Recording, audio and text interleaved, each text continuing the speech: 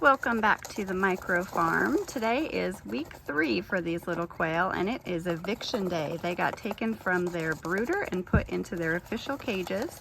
I just did that, so they're just starting to get used to it and figure out where everything is. You can see they figured out the food already. That is something that quail will always figure out, how to eat and poop. But they seem to be really happy in here so far.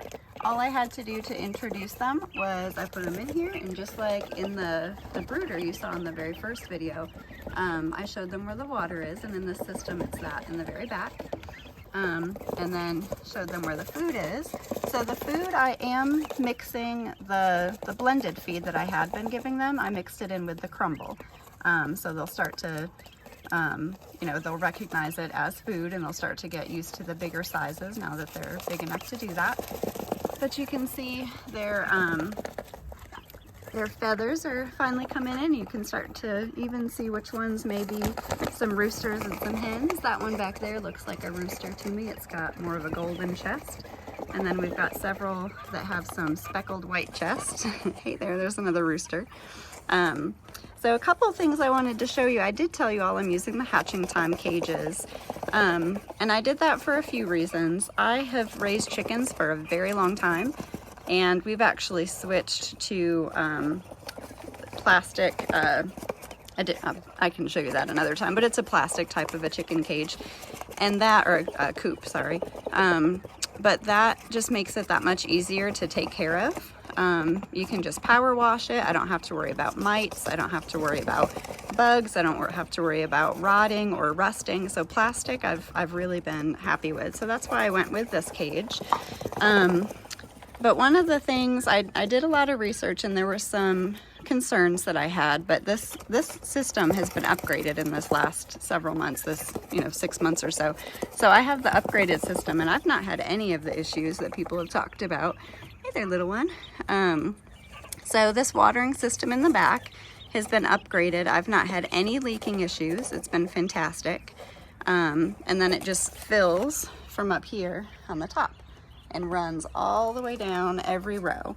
So I only purchased the 3 row to start with. These bottom 2, I put in just the regular quail floors, and then the top one I put in the jumbo. So the plan is that these are my breeders. And so I've got 2 pairs of breeders right now, and you can fit 4 hen for every rooster in here. But this top row has the upgraded jumbo quail flooring. So you can see the difference, that it's much larger here than this down here. You do want to make sure you do that if you're going to have jumbo quail, because the poop just won't go through. It'll be a big mess. So any of your adults need the jumbo flooring.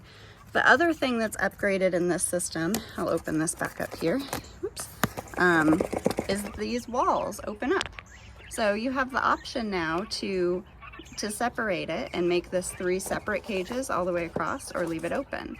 And so since they're still little, and until they're fully, sexually matured, they're gonna get along just fine. Once they start to mature is when they'll start to, fight and all that stuff. But right now they're still young, and they're perfectly happy, and so I'm giving them lots of space to run around. So this cage is open. And then you can see the other ones, like down here, where I've got one of my mean roosters separated. So you can see these are 3 separate cages.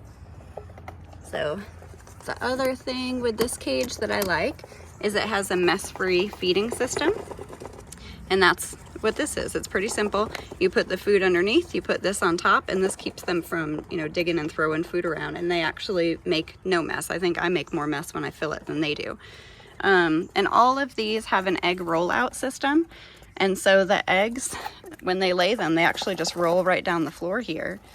So we pick up the eggs, and they're clean, and none of them have been broken. So there's a lot of features in this that I really like. The other thing is cleaning. The trays just slide out, and I just dump them into a garbage bag. You can compost them or throw them away if you don't have a composter, but I do clean that out twice a week. And then you can see back up here, if you're all wondering what all that noise is. So quail love to bathe. And so they've got their feathers all fluffed up and they're bathing. They're in the dust right now, and that helps with the oils, but it also makes sure that, you know, in nature they want to keep from getting any bugs and stuff on them, so that helps to do that.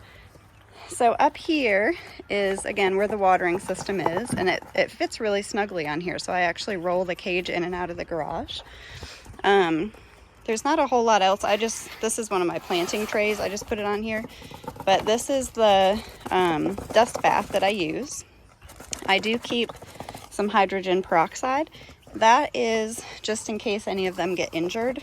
They're pretty resilient. They recover pretty quickly, but roosters do have a habit of pulling feathers out of the necks of the hens.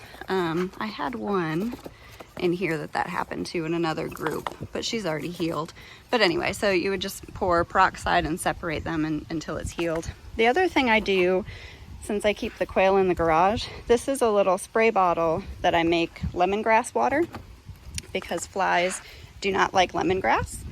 And so I just spray that every day when I come out, and it seems to keep the flies away. I also, in the poop trays, I use chicken coop refresh, and that keeps any odor down. It dries up all the poop and everything instantly, makes the cages really easy to clean out, and it also helps keep the flies away. So I think that is everything. That's our 3-week update and kind of our a look at our adults too. So for anyone that's looking at just getting into this, you can see what the jumbo quail look like. And they do, initially I had thought it actually might be 5 might be too many in a cage, so I only had a few, but they stay together. They stay on top of each other all the time. That's how they're happiest. And so a bigger cage actually stresses them. They don't feel as safe. So just a little something I've learned. But if you have any other questions, just feel free to reach out to me and just keep following along, and I'll try to teach you as we're learning too. Have a great week.